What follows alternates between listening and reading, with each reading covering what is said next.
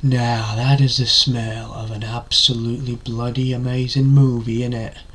Hello, welcome back to the James Ramon Reviews for yet another episode. Today's episode, if you couldn't tell already, I did an impression of Danny Dyer because we are going to be reviewing for you the Danny Dyer film, Marching Powder, which dropped in theatres a couple of days ago, March 7th in the UK, and I just got back watching it last night and gave myself time to process it.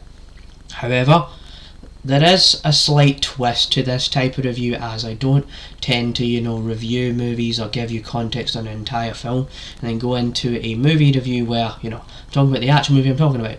Because I want to talk about my thoughts about, the Football Factory, as it's a previous work of, Nick Love, the same dude that directed this movie I'm going to be talking about now, just so you get an idea of how I actually felt about this movie. So, quick fun fact about this is that I saw the Football Factory on Amazon Prime last night after I watched Marching Powder, just so I could get a feel for what the director really has to offer in terms of his previous work. And so, with the Football Factory, it is another movie, a previous movie with Danny Dyer in it. However, he is in this kind of scenario where there's this stuff happening in England and it's meant to feel like it's to do with football, but it's just teams. There's this one side and the other side, there's two teams, and they're all competing to see who's going to take the most drugs, to see who's going to beat the crap at each other the most, and it gets into this really brutal drama that's about an hour and a half, right? And sure, there's a few scenes where it is comedic and all that and played to be funny, but pretty much most of this movie is a very, very hardcore, based in reality, well, kind of dramatised, but based in reality, so it's not like, very, very silly and it needs to be taken silly and all that. No, it is definitely a very, very serious film, and I enjoyed the movie. Danny Dyer was quite good in it, and it does have that kind of cheesy, witty sort of style that Nick Love presents. In Marching Powder, however, the tone is different. Cinematography is different since it's from 2004 and not 2025. So definitely that. I'd probably give it like a solid 8 out of 10.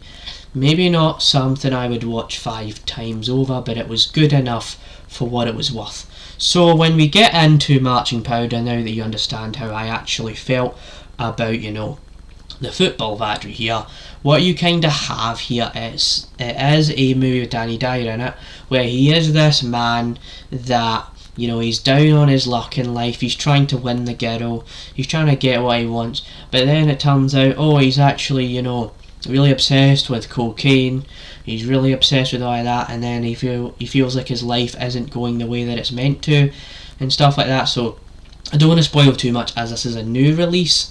But so, how did I actually feel about Marching Powder?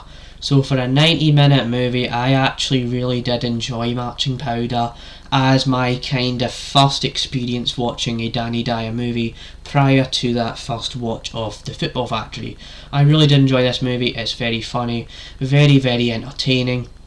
And, it definitely is all of that, and I'm not going to sit here and say the movie was a perfect film, as there is a lot of tropes you've seen before in this movie. For example, winning the girl, doing whatever you can to, respect everybody and make sure that everything works out in the end. And especially the scenes where you do start to see them, and this is in the trailer, by the way, so if you have seen the trailer, and you most likely have seen the trailer if you go to the UK cinemas, because there are scenes in this movie where, you have Danny Dyer and the other cast members, just snorting cocaine in the middle of this pub, and in real life this would never happen, and that's why, the reason why I mention this is because this is a flaw of the movie. This would never happen in real life, so there is a certain point in this movie where you kind of just have to suspend your disbelief and kind of turn your brain off to the fact that a lot of this stuff is just dramatised over the top stuff. So there's definitely like that. I'd probably give this movie, I would say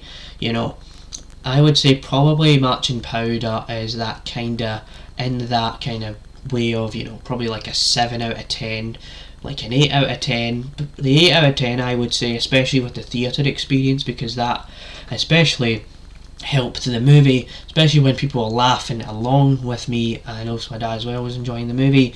So there's definitely all of that. And just a quick other side thing, There was some pretty silly people sitting in front of me, but it did not distract me from the movie whatsoever.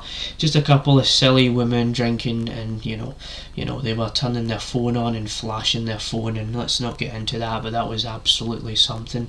So yeah, Marching Powder is definitely a recommendation for me, and definitely do recommend The Football Factory as well. But yeah, do not feel dismayed or all that kind of stuff. Do not think that this is a double review. This was just to build up a bit of context and stuff like that. So yeah, that's my review of Marching Powder. We marched into March with some marching powder. See you next time for the James Ramblin' reviews, where we do more reviews and stuff like that. So yeah, bye.